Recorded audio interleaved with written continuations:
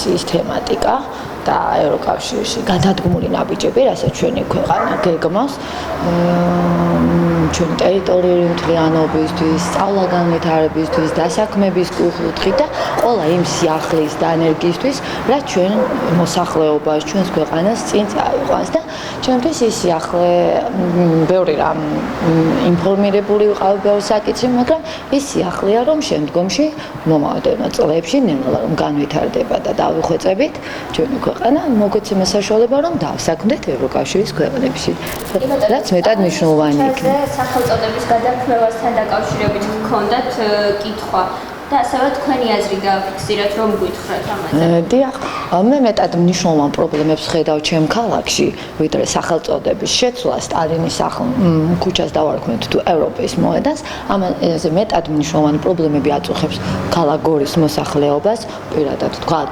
დასაქმების სტრუქტურა, სოციალური ფონი, რომელიც დღესდღეობით უამრავ ოჯახს გააჩნია და ამის გამო ხდება ემიგრაცია, ხო? სხვა ქვეყნებში იმის გამო რომ ოჯახებმა იარსებონ და მისცენ შვილებს სწავლა-განათლება და ის პრობლემები გადაჭრან, რასაც ჩვენი ქვეყანა და ჩვენი სახელმწიფო ვერ ახორციელებს. თუმცა საწყის ეტაპზე ვიმყოფებით, არის გადადგმული ნაბიჯები, ამას სჭირდება დრო და სჭირდება ჩვენი мотиваცია.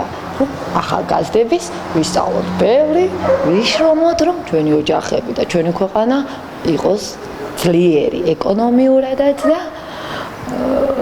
ყველანაირად ინვესტიციები ყველაფერი გაძლიერდეს და ტურისტების მოთხოვნებით დავაკმაყოფილოთ და უფრო და უფრო მეტი ტურისტი მოიზიდოს ჩვენმა ქვეყანამ და უფრო მეტად განვითარდეს ჩვენი ეკონომიკა.